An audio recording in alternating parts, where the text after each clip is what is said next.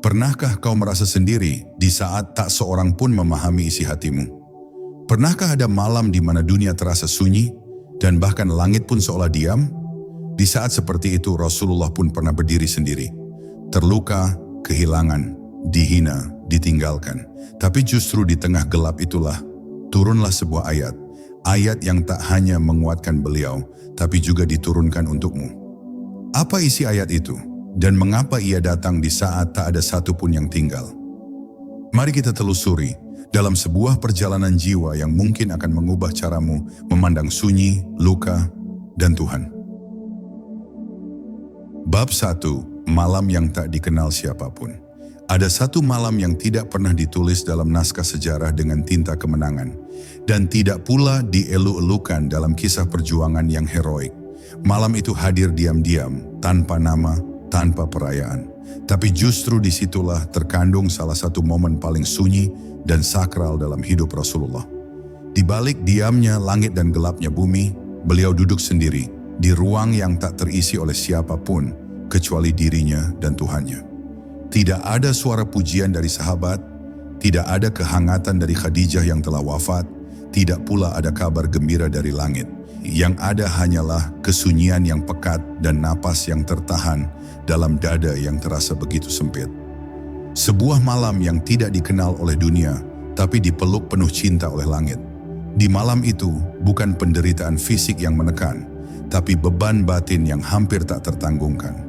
Beliau telah memberi segalanya, waktu, cinta, bahkan rasa aman yang dulu ada ketika masih dalam dekapan Khadijah dan perlindungan Abu Thalib. Tapi kini, keduanya telah tiada. Dan dunia yang seharusnya mulai mendengar risalahnya, justru menutup pintu demi pintu dengan keras. Terkadang, luka tidak datang dari pukulan, melainkan dari penolakan yang terus-menerus, dari kenyataan bahwa bahkan kebaikan yang paling tulus bisa disalahpahami dan dijauhi. Rasulullah tidak menangis histeris, tetapi diamnya adalah tangisan yang lebih dalam. Seperti air yang mengalir di dasar sumur, tak terlihat tapi sungguh ada. Malam itu tidak memberikan petunjuk, tidak ada wahyu yang turun, tidak ada mimpi yang menenangkan. Seolah-olah langit sendiri sedang hening, menunggu.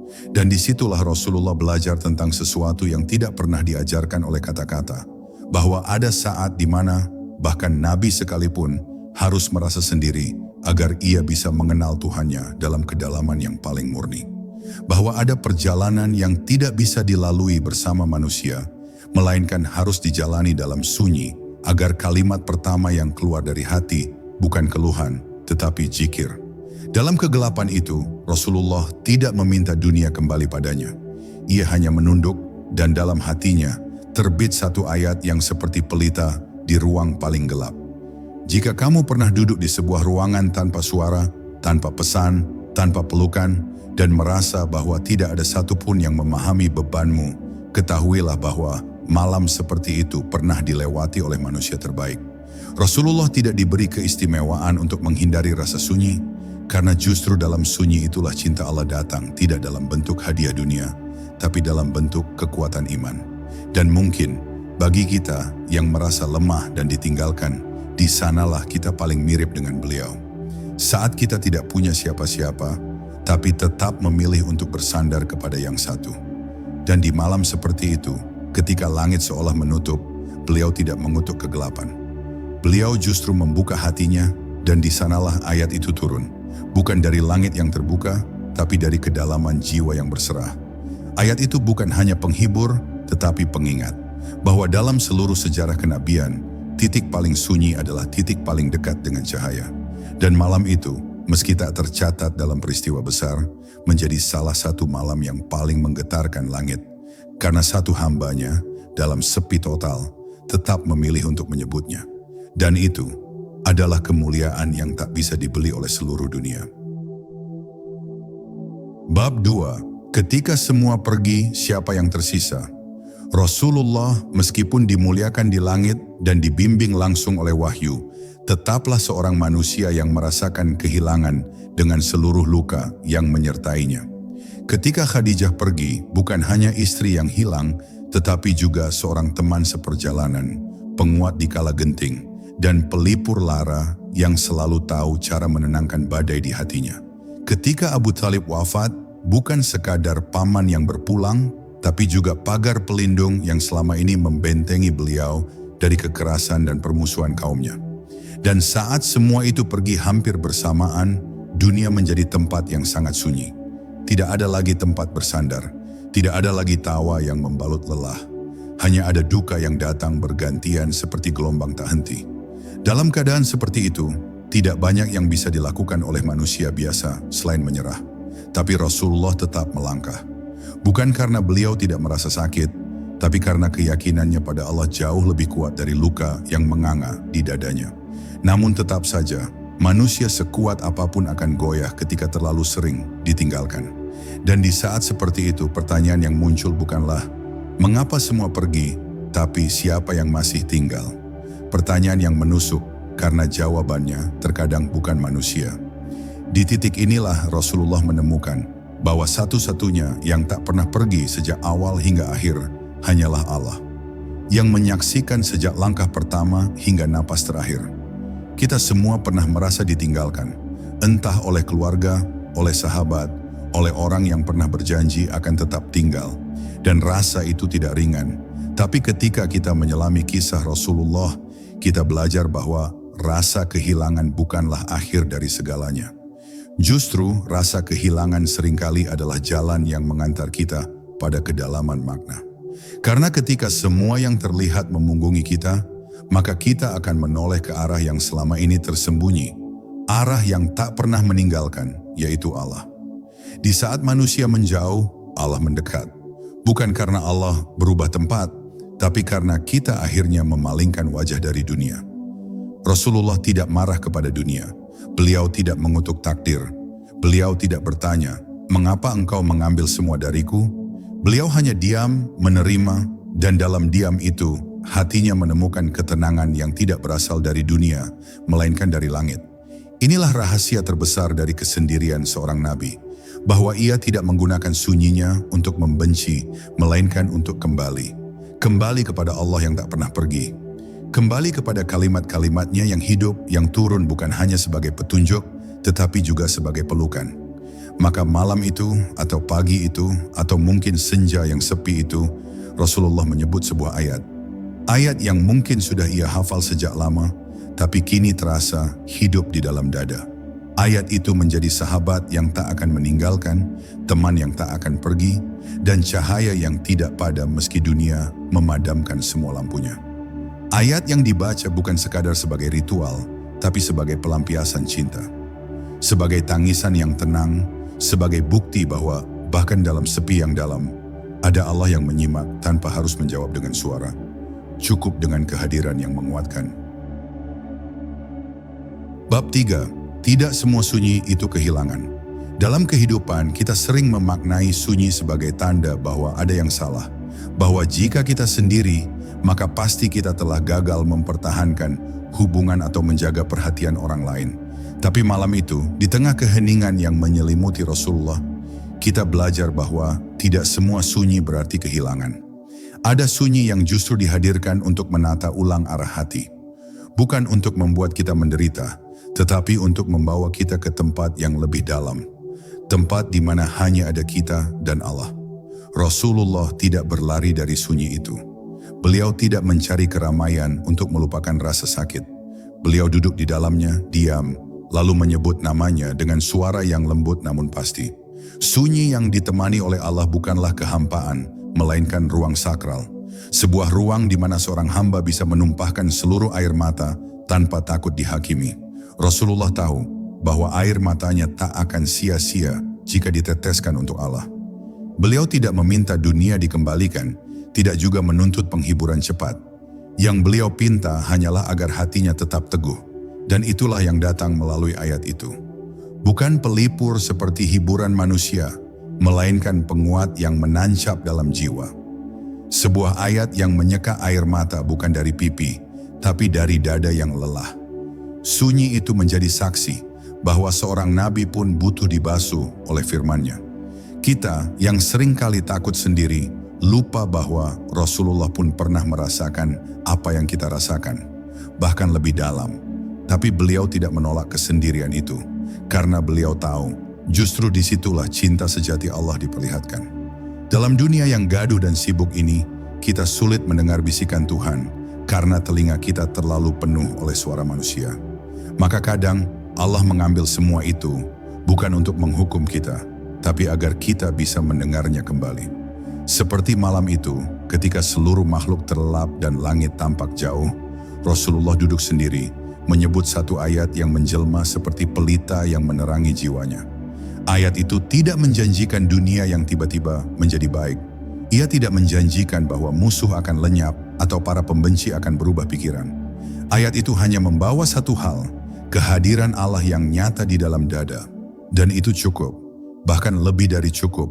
Karena ketika hati telah dipenuhi olehnya, maka tak ada ruang lagi bagi rasa takut, kecewa, dan putus asa. Rasulullah tidak lagi merasa sendirian karena ayat itu menjadi temannya. Sejak saat itu bukan hanya malam-malamnya yang tenang, tapi juga langkah-langkahnya di siang hari menjadi lebih teguh. Lalu kita bertanya, ayat apa itu? Kita tergoda untuk segera mengetahuinya, seolah ayat itu seperti mantra yang bisa memindahkan kita dari gelap ke terang dalam sekejap.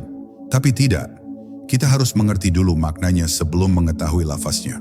Karena Rasulullah tidak hanya membaca ayat itu, beliau menghayatinya, menghidupinya. Kita akan tiba pada ayat itu. Tapi sebelum itu, mari kita pelajari bagaimana ayat tersebut menyatu dengan luka dan cinta dalam hati Rasulullah. Karena bukan hanya lafaznya yang agung, tapi momen dan keadaan saat dibaca itulah yang menjadikannya cahaya dalam kesendirian. Bab 4, ayat yang menjadi pelukan langit. Setiap ayat dalam Al-Quran memiliki ruh, tapi ada ayat-ayat tertentu yang terasa seperti pelukan. Bukan karena rangkaian katanya lebih indah dari yang lain, melainkan karena ia datang tepat saat hati sedang rapuh. Itulah yang terjadi pada Rasulullah. Di saat beliau merasa paling ditinggalkan, ketika semua tempat kembali menjadi asing, turunlah sebuah ayat yang tak hanya membasuh luka, tapi juga memeluk seluruh jiwanya. Ayat itu seperti tangan halus dari langit yang menyentuh bahunya dan berkata, "Aku di sini, aku tidak pernah pergi." Dan dalam kedalaman itulah Rasulullah menangis. Bukan karena lemah, tapi karena merasa sangat dicintai. Ayat itu berbunyi, "Wal duha, wal laili idza saja, ma wadda'aka rabbuka wa ma qala." Demi waktu duha dan demi malam apabila telah sunyi, Tuhanmu tidak meninggalkanmu dan tidak membencimu. Sebuah ayat yang turun bukan sebagai penjelasan, tapi sebagai pelukan dari langit. Perhatikan bagaimana Allah memulainya dengan duha, waktu pagi yang lembut, hangat dan penuh harap, lalu menyusul dengan malam sunyi yang tenang, bukan mencekam. Seolah Allah sedang membisikkan, "Aku yang menciptakan pagi dan malam, akulah yang menemanimu di dalam keduanya." Dan kemudian kalimat yang paling menenangkan itu, bahwa Tuhan tidak pernah meninggalkanmu, wahai Muhammad. Kalimat itu bukan sekadar wahyu, tapi penyembuh. Bukan hanya bagi Rasulullah, tapi juga bagi siapapun yang merasa ditinggalkan. Sebab Tuhan tidak berkata, "Aku akan kembali padamu," tapi justru, "Aku tidak pernah meninggalkanmu." Ada perbedaan yang sangat besar di sana. Kita sering merasa bahwa Allah jauh karena kita tidak melihat pertolongan segera datang. Tapi ayat ini mengajarkan, jarak bukan ditentukan oleh perasaanmu, tetapi oleh keyakinanmu. Dan jika engkau yakin bahwa Allah ada, maka sunyi pun akan terasa ramai dengan rahmat-Nya. Rasulullah dalam sepinya yang paling dalam diingatkan bahwa kehadiran Allah tidak selalu berwujud mukjizat besar. Kadang cukup dengan satu ayat yang hidup di hati. Betapa indah cara Allah menguatkan Rasulullah. Beliau tidak diberi pasukan, tidak diberi kemenangan tiba-tiba, tidak juga dikumpulkan kembali dengan orang-orang yang dicintainya. Yang beliau terima hanyalah firman. Tapi firman itu cukup untuk membuat langkahnya teguh kembali. Karena memang satu kalimat dari Allah, jika masuk ke dalam hati yang benar, bisa menghidupkan jiwa yang nyaris mati. Dan bukan hanya Rasulullah yang merasakannya, kita pun bisa. Jika kita membacanya dengan jiwa yang lelah dan hati yang terbuka, maka ayat itu akan turun kembali. Not secara harfiah, tapi sebagai ketenangan yang membasuh luka paling sunyi dalam diri kita. Maka dari itu, jangan anggap remeh satu ayat, karena terkadang Satu ayat bisa menjadi perahu yang menyelamatkanmu dari tenggelam.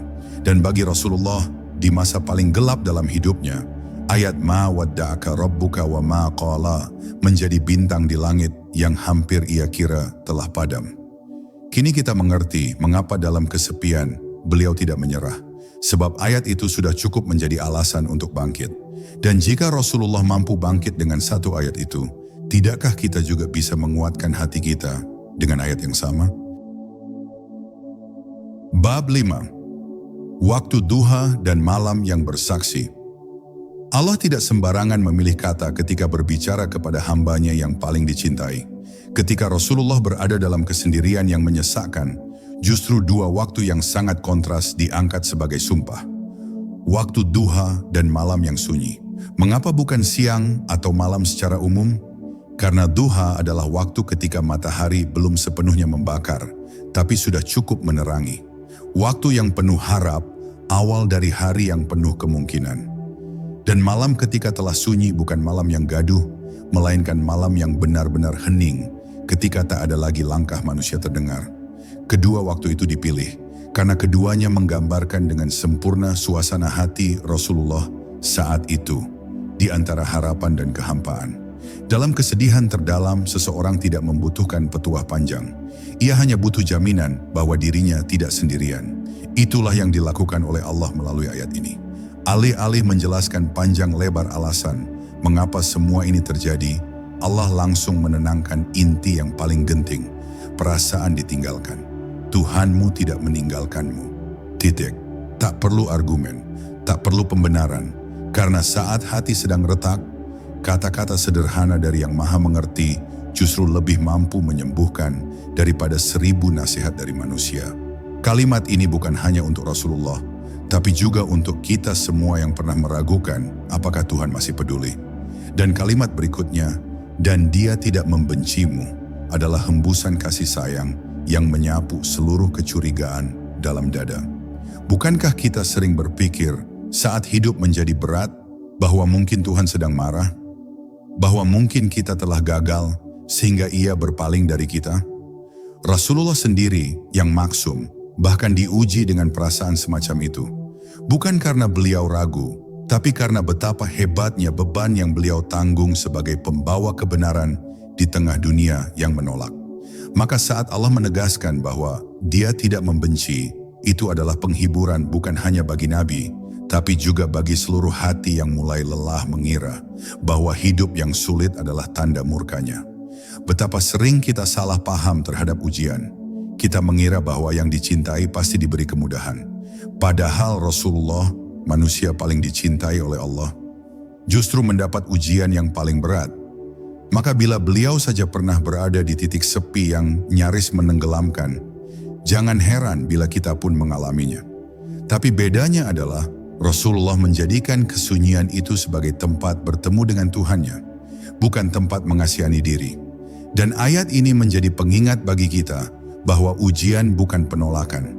Justru ia bisa jadi panggilan lembut dari Allah, agar kita kembali menengok ke langit dan berkata, "Aku tahu engkau masih di sana, meski aku belum melihat jawabannya."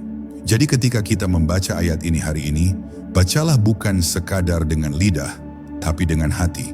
Ingatlah saat kita merasa sendirian, kehilangan arah, atau merasa tidak cukup baik, itulah saat ayat ini kembali hidup.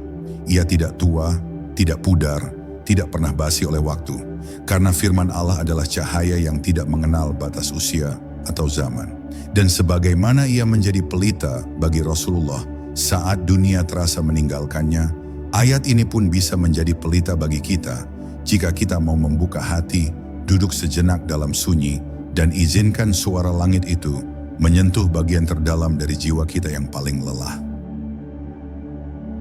Bab 6. Hati yang tidak diminta untuk kuat sendirian. Tidak semua luka harus dilawan dengan kekuatan. Ada luka yang justru sembuh ketika kita mengakui bahwa kita lemah.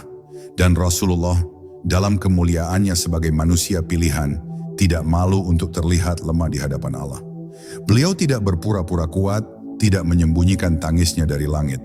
Justru dalam sujud yang panjang dan napas yang terputus oleh air mata, beliau menunjukkan bahwa menjadi hamba bukan tentang selalu tegar, melainkan tentang tahu kemana harus pulang saat dunia mulai terasa asing.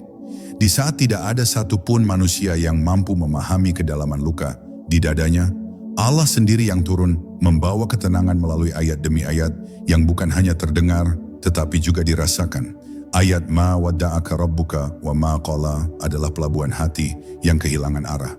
Ia bukan sekadar pengingat tetapi pernyataan langsung dari langit bahwa engkau wahai Muhammad tidak sedang berjalan sendirian. Kata wadda' yang berarti meninggalkan dengan kesengajaan dan qala yang berarti benci atau murka ditegaskan oleh Allah sebagai sesuatu yang tidak pernah ia lakukan terhadap Rasulnya. Maka ini bukan sekadar pernyataan netral. Ini adalah penolakan terhadap segala asumsi bahwa Allah berpaling. Seringkali kita tidak butuh penjelasan panjang mengapa hidup terasa berat. Kita hanya butuh tahu bahwa kita masih dicintai. Dan ayat ini berkata dengan lembut, ya, engkau masih dicintai, bahkan lebih dari yang engkau sangka. Di dalam ayat ini terkandung pelajaran besar bagi kita, bahwa merasa lelah bukan dosa, dan merasa sunyi bukan kegagalan. Bahkan Rasulullah, manusia paling kuat batinnya, tetap punya momen rapuh. Tapi keretakan itu bukan akhir. Justru dalam keretakan itulah cahaya masuk. Karena selama kita masih menggenggam dunia terlalu erat, kita akan sulit merasakan kelembutan dari langit. Maka Allah hadir bukan untuk langsung mengubah keadaannya, tetapi untuk mengubah hatinya terlebih dahulu. Dan inilah keajaiban terbesar dari wahyu. Ia tidak selalu mengubah luar, tetapi ia selalu menguatkan dalam. Cinta Allah tidak selalu datang dalam bentuk keajaiban yang mencolok. Ia bisa hadir sebagai kalimat yang sederhana, namun mengubah seluruh isi hati. Seperti seseorang yang merasa tenggelam, lalu mendengar suara, "Aku bersamamu." Suara itu tidak mengangkat tubuhnya secara fisik, tetapi cukup untuk membuatnya berenang lagi. Begitulah Rasulullah menghidupi ayat ini. Ia tidak menuntut dunia kembali seperti semula. Ia hanya ingin tahu bahwa Allah masih bersamanya. Dan begitu ia yakin, maka seberat apapun langkah berikutnya, akan ia hadapi dengan dada yang lebih lapang. Karena sekali saja hati merasa tidak ditinggalkan, maka dunia tak lagi terasa terlalu kejam untuk dilalui. Dan inilah yang harus kita bawa dalam hidup kita hari ini. Bahwa menjadi kuat bukan berarti tak pernah runtuh, tapi tahu kepada siapa kita bersandar ketika nyaris roboh. Rasulullah tidak diberi jalan tanpa duri, tapi beliau selalu diberi hati yang tahu kemana harus kembali. Maka saat kita mulai merasa bahwa dunia mengecil dan semua orang menjauh, ingatlah, hati kita tidak pernah diminta untuk kuat sendirian. Allah tidak menunggu kita utuh untuk mencintai kita. Justru saat kita retak, saat kita menangis diam-diam di malam yang sunyi, di sanalah Allah mendekat.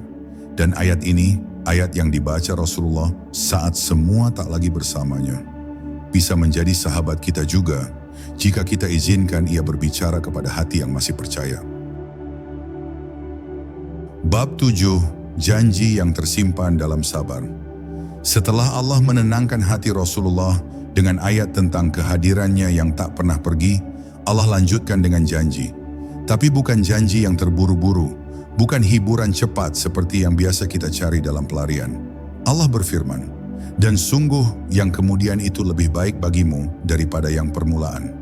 Kalimat ini bukan sekadar penegasan tentang masa depan. Ini adalah cara Allah mengajarkan kita untuk tidak menilai kehidupan dari luka hari ini saja. Karena setiap air mata yang jatuh, jika dijaga dengan sabar, akan menjadi bagian dari kebun yang kelak akan tumbuh di masa depan.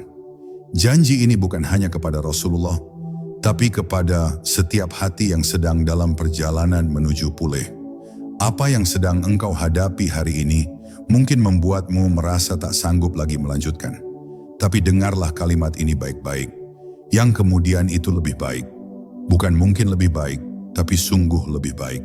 Allah tidak mengucapkannya sebagai pengandaian, tapi sebagai jaminan. Maka siapapun yang membaca ayat ini di tengah reruntuhan harapan, sedang menghidupkan kembali janji Tuhan yang tidak akan diingkari. Rasulullah pun saat itu belum tahu bagaimana masa depannya akan berubah. Beliau masih dalam keadaan tertolak, masih dalam keadaan kehilangan. Tapi beliau percaya, dan keyakinan itulah yang membuat langkahnya tetap menyala meski jalan masih gelap. Kadang yang kita butuhkan bukanlah solusi cepat, melainkan keyakinan bahwa semua ini tidak sia-sia. bahwa perjuangan hari ini, meski belum terlihat hasilnya, tetap dicatat dan dihargai oleh langit. Dan ayat ini membisikkan itu, bahwa setiap hari yang terasa seperti beban tak tertanggungkan, sedang menyiapkan hadiah yang akan terasa sangat indah saat waktunya datang. Allah tidak menjanjikan tanpa proses, tapi Ia memastikan bahwa proses itu berujung pada kebaikan. Dan Rasulullah mempercayainya tanpa syarat. Itulah sebabnya beliau tetap berdiri, tetap menyeru, tetap mencintai umatnya, bahkan ketika ditolak, karena janji dari Tuhannya lebih kuat dari luka-luka yang dideritanya. Di dalam kalimat lebih baik, ada harapan yang tak pernah padam. Bukan hanya lebih mudah, tapi benar-benar lebih baik, lebih dalam, lebih matang, lebih tinggi nilainya. Rasulullah tidak diberi ganti yang sepadan dengan yang hilang. Beliau diberi lebih dari itu.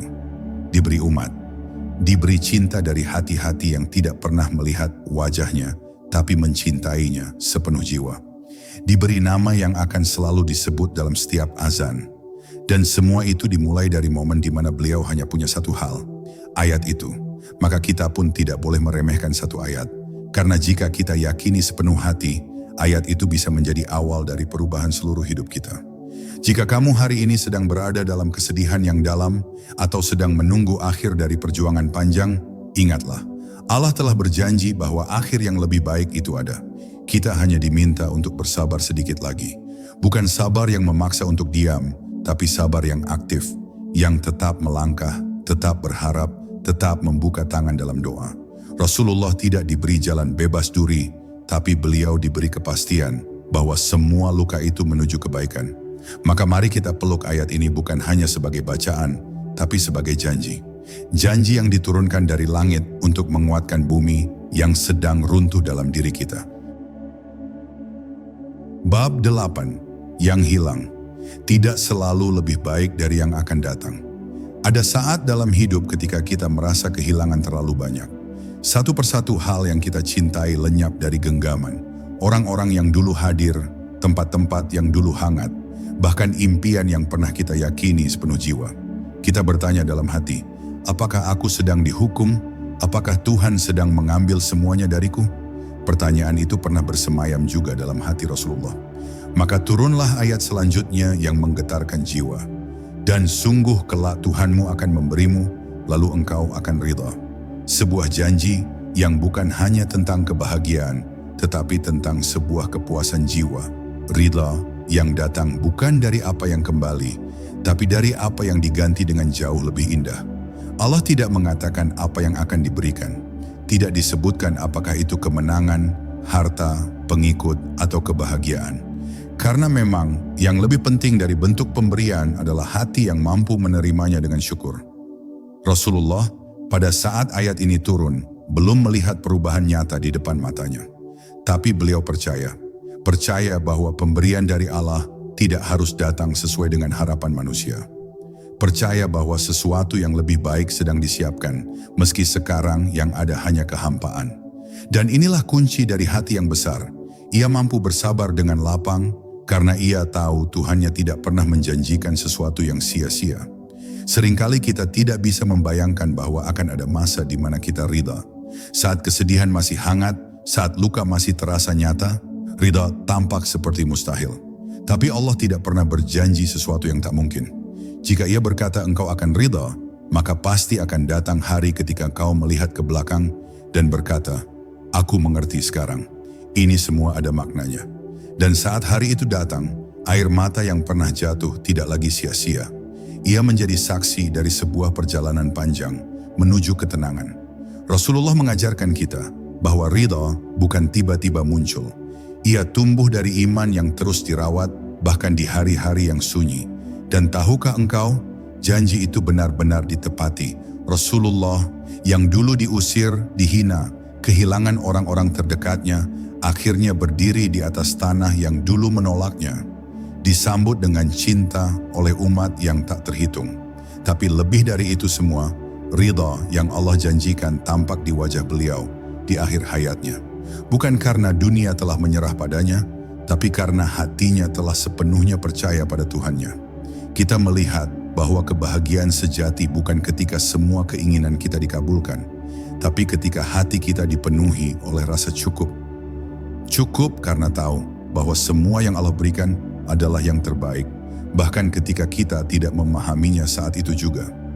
Maka bila hari ini engkau merasa bahwa terlalu banyak yang telah hilang, ingatlah ayat ini, bahwa kelak Allah akan memberimu.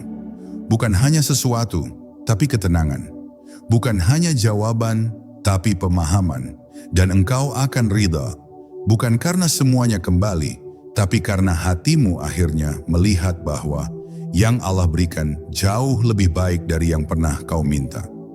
Begitulah cara langit menyembuhkan hati yang pernah pecah. Bukan dengan menghapus seluruh luka, tapi dengan menunjukkan bahwa setiap luka adalah jalan menuju cinta yang lebih dalam kepadanya. Sebuah cinta yang tak akan pernah meninggalkan, bahkan saat dunia terasa kosong. Bab 9. Ketika masa lalu menjadi cermin kasih Tuhan. Allah yang maha mengetahui setiap liku jiwa manusia, tahu bahwa untuk menguatkan hati, kadang bukan masa depan yang perlu ditunjukkan, tetapi masa lalu yang tak pernah kita sadari telah penuh pertolongannya. Maka dia bertanya kepada Rasulullah dengan lembut dan penuh kasih, "Bukankah dia mendapatimu sebagai yatim, lalu dia melindungimu?" Sebuah pertanyaan yang bukan untuk dijawab oleh lisan, tetapi untuk direnungkan oleh hati. Allah mengajak Rasulullah menengok kembali masa kecilnya, bukan untuk mengungkit luka, tapi untuk menunjukkan betapa ia telah selalu hadir, bahkan sebelum wahyu pertama turun, bahkan saat dunia belum tahu siapa Muhammad. Yatim, kata yang mengandung luka, sepi, dan kerentanan. Sejak kecil Rasulullah tidak memiliki ayah yang bisa ia lihat wajahnya. Ibunya pun pergi di usia yang sangat muda, dan sang kakek yang menyayanginya pun wafat sebelum ia dewasa. Dunia mungkin mengira ia tidak punya siapa-siapa, tapi Allah ingin menunjukkan bahwa justru dalam setiap kehilangan itu ada tangannya yang bekerja diam-diam. Bahwa ketika pintu keluarga tertutup, pintu perlindungan dari langit terbuka. Rasulullah tidak pernah dibiarkan sendiri. Setiap fase dalam hidupnya adalah bukti bahwa Allah telah menenunnya dalam penjagaan yang halus, meski tampak sepi di mata dunia. Kemudian Allah melanjutkan, "Dan dia mendapatimu tidak mengetahui apa-apa, lalu dia memberi petunjuk." Ini bukan sekadar pengakuan bahwa Rasulullah dulu tidak mengenal wahyu, tapi sebuah pengingat bahwa bahkan akal dan petunjuk batin yang beliau miliki adalah karunia, bukan semata hasil pencarian pribadi. Dalam zaman jahiliyah yang gelap, ketika kebanyakan manusia tersesat dalam penyembahan berhala, Rasulullah telah dijaga dari kesesatan itu, padahal ia hidup di tengah masyarakat yang syarat kekeliruan. Ini bukan kebetulan, ini perlindungan. Dan di saat waktunya tiba, petunjuk yang sempurna pun datang, bukan hanya untuk dirinya, tetapi untuk seluruh umat manusia. Lalu Allah menambahkan satu lagi pengingat penuh kelembutan. "Dan dia mendapatimu dalam keadaan kekurangan, lalu dia mencukupimu." Bukan hanya tentang harta, tapi juga tentang hati. Rasulullah tumbuh tanpa kekayaan, tanpa warisan besar, tanpa pengaruh politik. Tapi Allah cukupkan beliau dengan cinta dari Khadijah, dengan persaudaraan para sahabat, dengan keberkahan dalam rezeki yang meski sedikit, tapi selalu penuh barakah. Dan akhirnya, cukup dalam segala hal, cukup dalam kepercayaan umat, cukup dalam cahaya yang menyebar ke seluruh dunia, cukup dalam namanya yang akan selalu disebut dalam setiap salat umatnya. Sebuah kecukupan yang bukan hasil dari ambisi duniawi, tapi dari cinta Tuhan yang tak pernah terlambat. Ketiga ayat ini bukan sekadar kilas balik masa lalu, melainkan cermin bagi kita. Karena kita pun sering lupa bahwa di balik setiap luka masa lalu, ada jejak kebaikan yang menyertai. Kita terlalu sibuk menghitung apa yang hilang, sampai lupa bersyukur atas apa yang tetap tinggal. Maka jika kita ingin kembali kuat, tengoklah ke belakang. Ingatlah betapa banyak hal yang dulu kau takutkan, ternyata bisa kau lalui. Betapa banyak hal yang dulu kau kira akan menghancurkanmu, ternyata justru membentukmu. Dan bila hari ini terasa berat, renungkanlah. Bukankah dulu Allah telah menolongmu juga? Maka yakinlah pertolongan itu belum pernah berhenti. Bab 10. Maka jangan pernah berpaling dari yang terluka. Setelah menjelaskan cintanya melalui masa lalu yang penuh penjagaan, Allah tidak menutup wahyu ini hanya dengan penghiburan, tetapi dengan arah hidup yang luhur. Allah berfirman, "Maka terhadap anak yatim, janganlah engkau berlaku sewenang-wenang, dan terhadap orang yang meminta-minta, janganlah engkau menghardiknya, dan terhadap nikmat Tuhanmu, maka ceritakanlah." 3 perintah yang lembut tapi dalam. Ini bukan sekadar etika, melainkan transformasi jiwa. Allah seolah berkata, "Sekarang engkau telah merasakan kasihku di saat tiada siapapun di sekitarmu, maka bawa kasih itu kepada mereka yang kini berada dalam kesepian yang sama." Rasulullah dijadikan bukan hanya penerima wahyu, tetapi juga penyalur kasih. Perhatikan betapa halusnya Allah menyentuh perasaan Rasulullah. Dulu engkau yatim, maka sekarang ketika engkau bertemu anak yatim, jangan kau lupakan rasanya. Dulu engkau tidak tahu arah, maka ketika engkau melihat orang tersesat, jangan kau hakimi. Dulu engkau dalam kekurangan, maka jika ada yang meminta-minta, jangan engkau usir dengan kemarahan. Ini bukan perintah lahiriah semata. Ini adalah jalan bagaimana seseorang yang pernah patah, kini menjadi pelindung bagi yang nyaris patah. Inilah bentuk paling tinggi dari syukur, ketika pengalaman luka kita menjadi pelipur bagi luka orang lain.